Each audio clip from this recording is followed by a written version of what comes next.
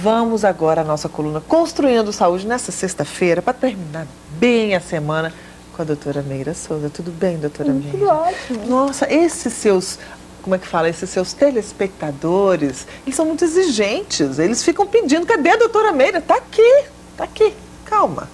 E hoje nós vamos falar de um telespectador, é isso? Nós vamos falar de um telespectador que eu fiquei muito curiosa, assim. Eu pensei, gente, será que esse telespectador que nos permitiu falar o nome, né, o Jair. Olá, Jair, boa noite, Jair. Jair, você tem namorada? Ih, Jair agora, hein? Jair, você sabe o que eu fiquei pensando? Que se você cismar com uma mulher, ela não te escapa. Porque você é insistente e persistente. É, sim. Aqui estamos falando de vitamina E e fígado.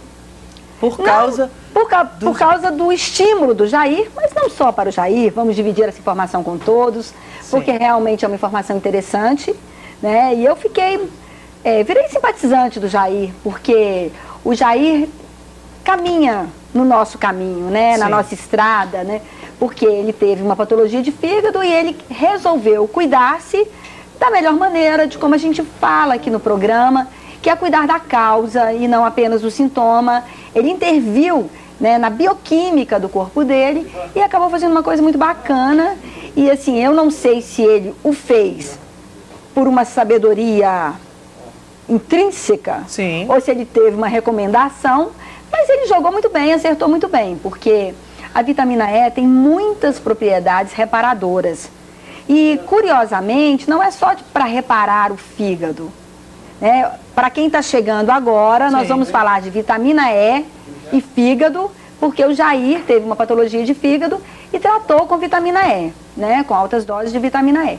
E realmente a vitamina E tem muitas propriedades bacanas, e inclusive de melhorar a imunidade. Então, se a gente pensar numa infecção viral, em hepatites, né? A vitamina E está extremamente indicada, não só a vitamina E, a vitamina A, a vitamina D, a vitamina K.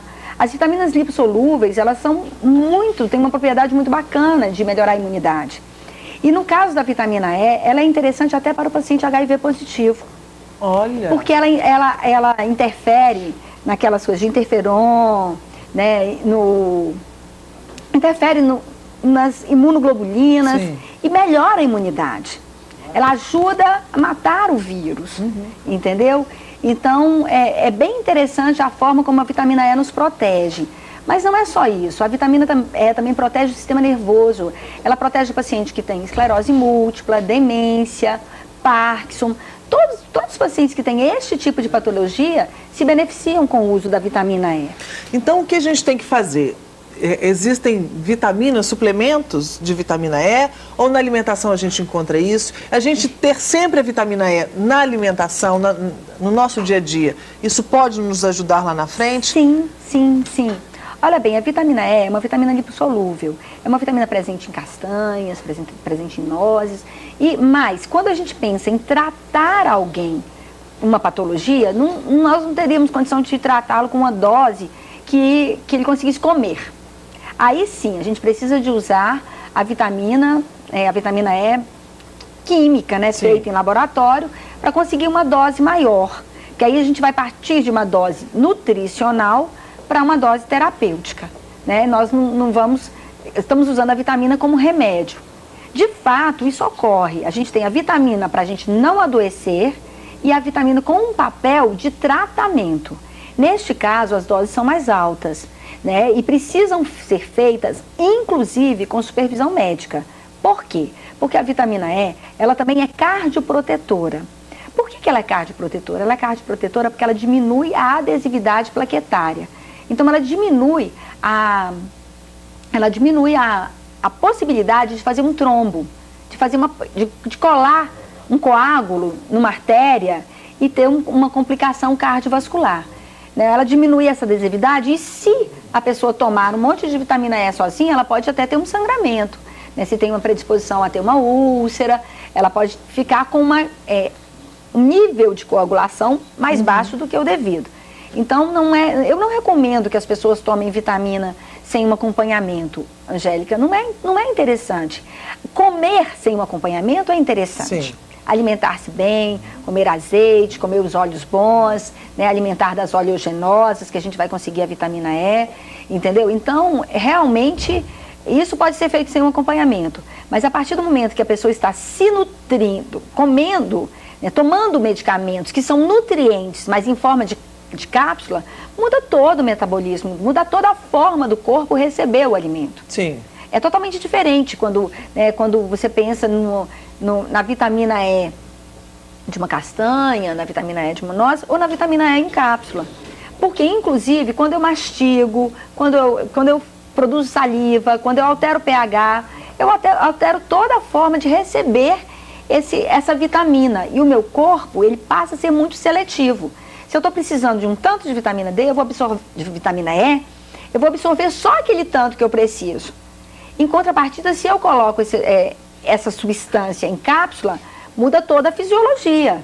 Né? Essa cápsula vai passear sem alterar, sem passar pela pitialina, sem passar pela mudança de pH, sem passar por todo o processo de digestão. E ela vai ter uma função diferente, né? No caso, por exemplo, existem algumas situações para alguns tipos de tratamento em que as doses de vitamina E são muito altas realmente. Nessa condição de evitar uma adesividade plaquetária, para evitar o trombo, para proteção cardiovascular, para melhorar a imunidade nas situações que precisam de melhorar a imunidade. Né? E uma coisa que ele falou, que ele também falou do líquido, eu não entendi muito bem, né? O Jair, como ele é insistente e persistente, ele pode explicar por e-mail para a gente. Sim, ele vai mandar outro e-mail para a gente. Mas eu até acho que ele estava falando, de repente, dos líquidos biliares, porque a vitamina E, ela também interfere com os líquidos biliares. Então, ela mexe muito com a conformação do fígado. E ela é interessante tanto para o fígado que está sofrido porque teve uma contaminação viral, né? Porque o vírus, né? Os vírus da hepatite que afetam o fígado, então ela é interessante no sentido de evitar, de inibir essa proliferação viral, como no sentido de preservar a arquitetura e a textura do fígado. Então, ela protege das duas formas. Por exemplo, uma pessoa que esteja com uma esteatose hepática, né? Hepático quer dizer do fígado, né? Por quê? Comeu gordura demais, alimentou com carboidratos demais e essa digestão não está adequada, a suplementação de vitamina E, assim como a vitamina D, a vitamina A, a vitamina K, vai proteger e restaurar este fígado também. Então, ela interfere de várias formas na proteção hepática. Mas não é só a proteção hepática, ela tem a proteção do sistema nervoso, a proteção cardiovascular, a melhora da imunidade, a redução das infecções virais, ou seja, é uma vitamina com muitas propriedades interessantes, né? E o Jair está aí para não nos deixar mentir, né? Que ele fez um tratamento utilizando vitamina E, e eu achei muito interessante porque muitas vezes, quando a gente faz uma suplementação, a gente não tem muita coragem de passar só vitamina E. Porque a gente entende que o paciente que está com uma deficiência de vitamina E, ele também está com deficiência de outras vitaminas lipossolúveis. E isso é muito comum hoje, porque o que ocorre? Essas dietas de emagrecimento, onde os pacientes fazem coisas ou tomam coisas que diminuem a absorção de gorduras, acaba fazendo perder a absorção das vitaminas lipossolúveis. Então, tem muitas condições em que, às vezes, o paciente até come, mas perde essas vitaminas. Sim. Então, quando a gente pensa assim, nossa, tem uma patologia que tem deficiência de vitamina E, a gente atribui uma série de outras vitaminas a essa deficiência também. E acaba repondo para o paciente várias outras vitaminas. E a gente acaba não dando tanto mérito à vitamina E. Então, como o Jair, da forma... na medicina dele, na maneira dele de se tratar, ele usou só a vitamina E, ele acabou trazendo um conhecimento para a gente que a gente nem tem tantas pesquisas do uso somente da vitamina E, porque a gente acaba usando enzimas, antioxidantes. Quando a gente vai tratar o fígado, a gente faz um tratamento maior. Então foi muito bacana, né? Para encerrar, que já acabou, já acabou. Isso me entristece, né? Isso me irrita. Isso me irrita, mas para encerrar, como já acabou, né? Eu acabei aprendendo com o Jair e ficando até mais mais feliz com a vitamina E e vou olhar para a vitamina E com mais respeito, né? Porque ele trouxe para a gente uma informação muito interessante, né? Que ele, ao invés de usar um monte de outros medicamentos que nem fazem tão bem, usou vitamina E com muito mérito. Está aí então, Jair, o que você pediu pra gente, Jair, que é um telespectador assíduo da revista, adora a doutora Meira e já mandou 2 e-mails pra gente, né, pedindo para que a gente falasse um pouco sobre a vitamina E e sobre o caso dele especificamente, por causa do fígado. Se você também quer entrar em contato com a doutora Meira Souza, quer entrar em contato com a gente para falar sobre Construindo Saúde, clinicameira@clinicameira.med.br. A doutora Meira dá, sim, a atenção devida a todos os e-mails que chegam para ela. Doutora Meira, muitíssimo obrigada. Terça-feira que vem estamos de volta, né? Sim. E eu vou desejar bom final de semana para os nossos telespectadores, né? Já que eu vim hoje sexta, né? No último bloco, bom final de semana, até terça. Bem. E para você também, bom final de semana. E para o pessoal de casa, um ótimo final de semana. Divirtam-se, aproveitem, curtam bastante, muito juízo. E segunda-feira a gente está de volta a partir de 5, recomendada. Ao meu lado, o médico infectologista Argus Leão vai conversar com a gente sobre a hepatite B. É isso mesmo que eu falei, perda de apetite, fadiga e febre baixa. São alguns sintomas. São alguns dos sintomas, uma boa tarde para todos. Mas na maioria dos casos, os pacientes portadores do vírus da hepatite B, eles têm uma evolução assintomática. Principalmente o adulto que adquire a doença, que é infectado, dificilmente ele manifesta os sintomas num primeiro momento. E aí a gente tem que ficar atento, mas e aí? Como é que a gente vai saber que tem hepatite? Na verdade, os que têm sintomas são todos inespecíficos, comuns a várias doenças diferentes. O médico ou o profissional que atende esse tipo de paciente deve pensar no diagnóstico para poder solicitar o exame, que é um exame específico. Esses exames de rotina que a gente solicita ou que são solicitados em consultas regulares, eles não são nada específicos, não dão diagnóstico da doença. Para fazer o diagnóstico de hepatite, tem que pensar no diagnóstico e pedir o exame determinado, específico para a doença. Sim.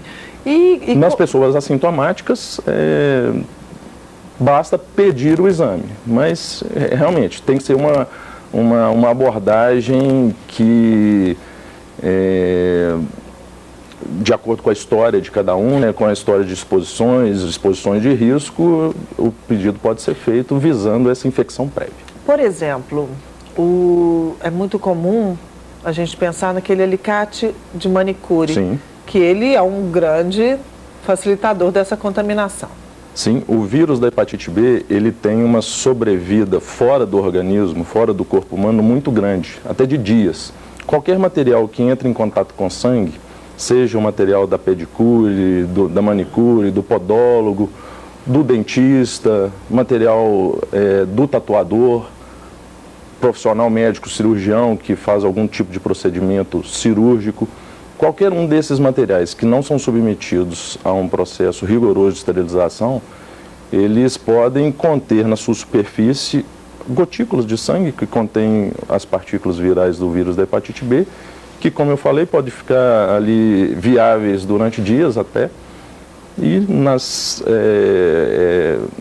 nos novos procedimentos nos quais se usem esses materiais não esterilizados de maneira adequada, pode haver transmissão para outras pessoas. E também, por exemplo, sêmen também.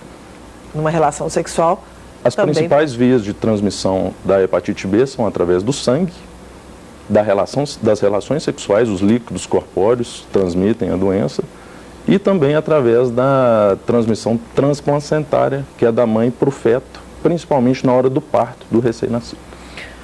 Então, no final das contas, quase todo mundo corre risco. Sim. Para os profissionais que trabalham, para as mulheres que vão aos salões, é interessante que todas tenham material próprio, para que não haja o compartilhamento e o risco de aquisição de outras doenças, não só de hepatite B. Quando a gente fala desses materiais que envolvam contato com sangue, várias outras doenças podem ser transmitidas. O HIV, a hepatite C, sem falar nas micoses em geral, infecções de cantinho de unha, né? Então, são várias doenças que podem ser transmitidas por essa via. Para as mulheres em específico, é interessante sim manter um material próprio para que só use nela e ela limpe de maneira adequada, né? Sim, mas agora a vacina, agora não, já tem um tempo, né, que essa vacina da hepatite B está no calendário. Ela foi introduzida pelo Ministério da Saúde para a vacinação dos recém-nascidos em 1998.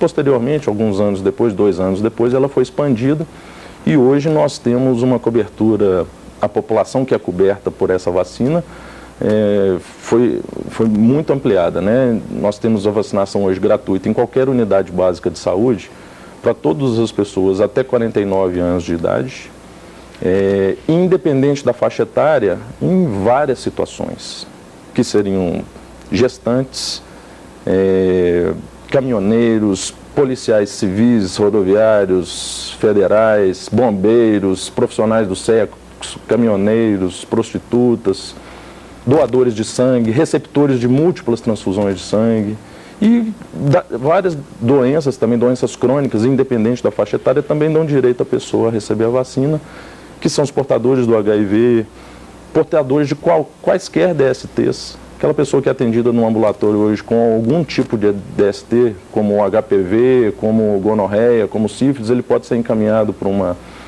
unidade básica de saúde para receber a vacina da hepatite B. Doenças autoimunes, transplantados. Então, existe uma série de itens, série de situações que o governo disponibiliza essa vacina e para toda a população até os 50 anos de idade, até os 50 anos incompletos, até os 49 anos completos. Então, todo mundo pode ir lá vacinar? Todo mundo deve procurar uma unidade básica de saúde. Pode não, deve, né? Tem. Porque a vacina é feita em 3 doses e não necessita reforço. É uma vacina que é para a vida inteira. Pois é, mas é bom antes saber. E se a pessoa já tiver com hepatite B? Aí não adianta vacinar. Se ela tem a doença, ela deve procurar um profissional que vai lhe atender adequadamente, de preferência um infectologista, um profissional hepatologista, que é aquele médico específico do fígado, que quem tem a doença, na verdade, não existe só um espectro, só uma apresentação específica da doença. A doença, ela pode se manifestar de várias formas diferentes, com vários padrões sorológicos e cujo objetivo do tratamento vai ser diferente para cada situação e drogas diferentes para cada situação. A gente tem um arsenal terapêutico razoável para o tratamento da hepatite B atualmente. Em cada uma dessas situações que eu citei, existe um tratamento específico. Mas o que acontece com a pessoa que não trata? Essa doença pode complicar, pode evoluir para outras? Vamos falar desde o momento que ela é infectada, que ela adquire o vírus. A situação mais comum no adulto é o próprio organismo debelar a infecção e ela se tornar imune a novas infecções. O próprio organismo, em 90% dos casos na população adolescente e adulta, se adquirir o vírus, não vai manifestar a doença. É justamente o contrário das criancinhas. Principalmente a transmissão que ocorre da mãe para o recém-nascido, da mãe para o feto, né? 90% dessa população vai ter uma hepatite crônica. Na verdade, vai ter a doença crônica. O vírus vai estar circulando no sangue, às vezes causando sintomas, às vezes não, na verdade, na maioria das vezes sem causar sintomas, mas vai ter o vírus circulando no sangue, quando a infecção ocorre no primeiro ano de vida. Quando a infecção ocorre na adolescência ou na idade adulta, o próprio organismo dá um jeito de eliminar essa circulação do vírus no sangue e a pessoa, em 90% dos casos, não manifesta a doença. Mas e aí? Aí não precisa de tratamento? Aí não precisa de tratamento. E também não precisa de vacinar, porque essa pessoa já foi exposta ao vírus e o próprio corpo deu um jeito de debelar a infecção e ela ficou imune. Mas se é uma doença que 90% das pessoas conseguem resolver esse problema? Quando adquiridas na idade adulta. A Organização Mundial da Saúde estima que hoje no mundo existam 350 milhões de pessoas, em torno de 350 milhões de pessoas que têm o vírus e nem sabem que tem. O risco de transmissão é muito grande e é muito comum. Então, na verdade, a pessoa ter hepatite é um problema porque ela pode passar para outras pessoas que às vezes estão debilitadas. Sim, e sim. Aí sim pode causar problemas. Sim. Por exemplo, assim, Se eu tiver, não tem problema nenhum. Você que não tem problema nenhum crônico de saúde, você tem 90% de chance de debelar a infecção, o seu organismo dá um jeito na infecção. Outros 10% não é nada não é pouco. Desconsiderável, Sim. não é pouco, exatamente. Outros 10% vão manifestar os sintomas da doença crônica. E o que é mais tardio, mais preocupante em qualquer paciente que tenha doença, são o hepatocarcinoma, que é o câncer de fígado, e a cirrose hepática, que é aquela lesão em que o fígado é destruído pela inflamação crônica decorrente. No caso da hepatite B, tem outras causas, a hepatite C é outra causa de cirrose, mas a principal causa, tanto do câncer do fígado quanto da cirrose, atualmente são a hepatite B. Mas pode acontecer, então, a pessoa ter hepatite, não manifesta nada e isso não ser um problema. E se o organismo não elimina isso? Cronicamente, se ela não é diagnosticada e tratada dependendo da situação, como eu falei, nem todo mundo tem a indicação do tratamento, Sim. mas tem que identificar qual o padrão sorológico que ela tem, qual o grau de inflamação que ela apresenta no fígado e se for indicado o tratamento para ela.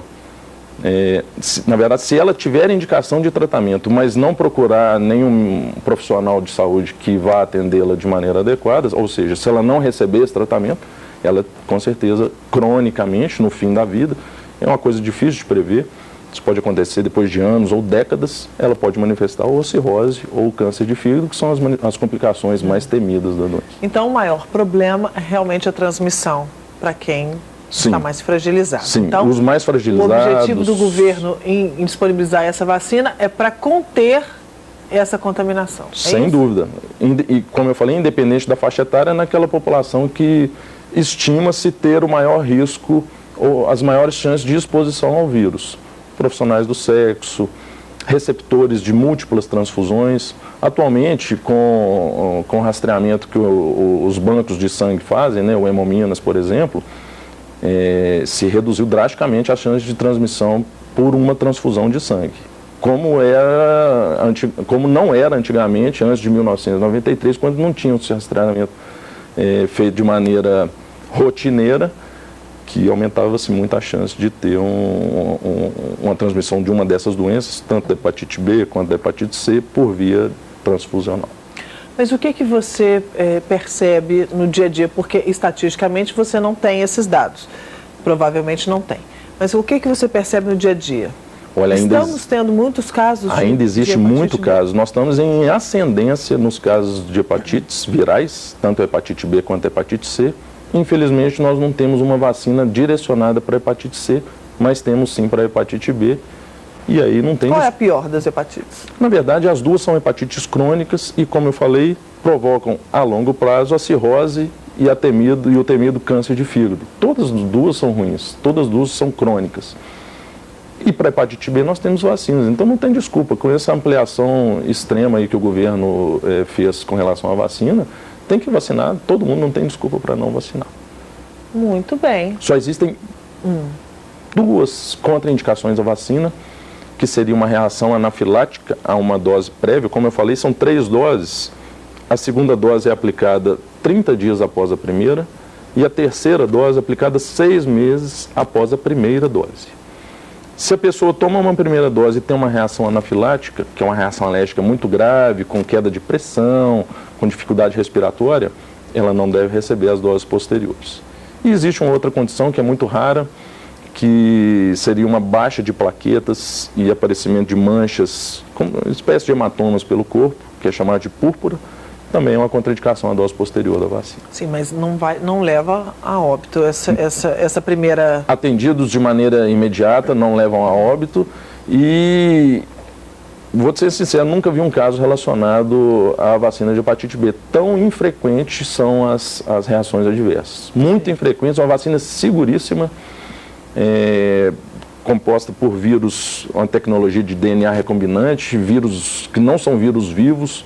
Tem muita gente que tem um certo temor em receber vacina de vírus vivo. Não é o caso para a vacina de hepatite B. É altamente testada no mundo inteiro, altamente empregada. Não tem desculpa para não vacinar. Muito bem. Então está aí para vocês, nos postos de saúde, está à disposição a vacina da hepatite B. e vale a pena você chegar lá e, né, e dentro dessa enorme gama de público que pode receber a vacina, você aí garantir a sua também com uma dose, depois 30 dias outra dose e 6 meses depois da primeira, uma terceira dose. Com relação, só batendo um pouquinho na tecla do teste da hepatite, o teste sorológico sanguíneo para diagnóstico, na teoria qualquer pessoa pode solicitar esse teste, tendo em vista que a maioria das infecções, como eu falei, são assintomáticas na maior parte da vida da pessoa. Então, o teste do HIV, o teste da hepatite C e o teste da hepatite B, qualquer um pode fazer em qualquer momento. Sim, você pode fazer a qualquer tempo, a qualquer hora, mas se você vai fazer um check-up, por exemplo, e o médico já vai pedir uma série de exames, peço para ele incluir também uma ótima oportunidade. Né, esse exame aí de hepatite B também. Doutor, queria agradecer a sua presença. Muitíssimo obrigada. Eu agradeço pela oportunidade. Uma boa tarde. Boa tarde.